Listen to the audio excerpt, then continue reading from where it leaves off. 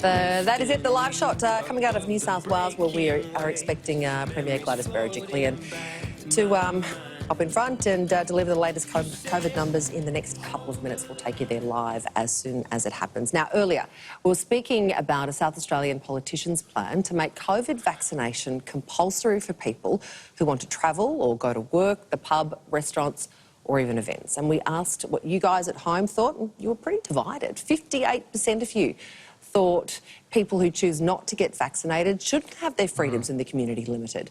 42% of you thought that they should be controlled. There you go. Kat said this: whatever happened to human rights? It's up to the individual if they want it. People are scared. But Andrew says people should be fined $10,000 per day. Wow, Andrew, until they're vaccinated. It's interesting, isn't it? Because there's no jab, no play at school. Yeah. Yeah. That seems to, you know, that's a rule that we've had to bring in to protect all of our kids and maintain herd immunity and keep diseases like measles and polio away for good. I wonder why it's different now. It was good listening to Jonathan LaPaglia with Ange before in that interview for Survivor, and he's a doctor, and they asked, you know, you could tell he didn't really want to talk about it, but he said he's seen firsthand what's happened, like you said earlier, in America. People have seen what's happened in UK, Spain, Italy. Really, there's no choice. Like, when you see that firsthand, people you've been affected by, but because we've been so isolated here and, you know, the cases are few and far between with people in ICU and dying, we haven't seen it firsthand. Well, certainly in the States, if you want to go to a show, Broadway, Madison Square Garden, I think, where Bruce Springsteen played, you had to be double vaxxed. Got to have the passport. Got to have the passport. Let's take it out to Gladys, who was speaking in New South Wales. Good morning, everybody. Thank you to the 76,000 people who came forward for testing to 8 p.m. last night. That is an outstanding response, especially on a weekend. Unfortunately, New South Wales still recorded 98 cases of community transmission.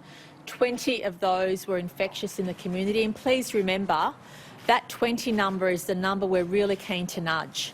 We need to get ahead of that number in order to reduce the cases in the community, and the closer we get that number to zero is a signal that we can end the lockdown.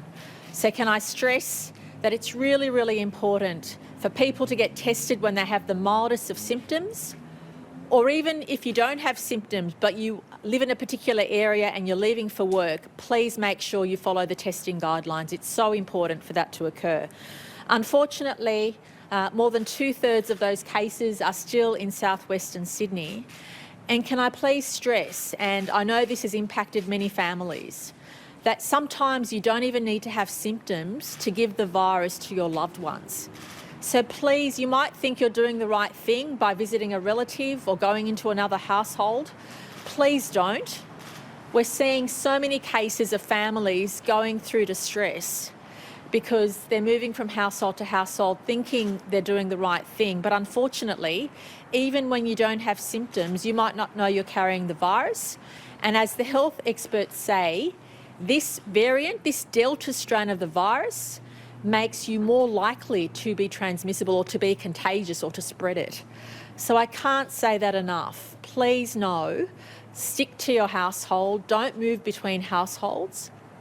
And please make sure you keep those you love the most safest. We're just seeing so many examples of entire households getting the virus, and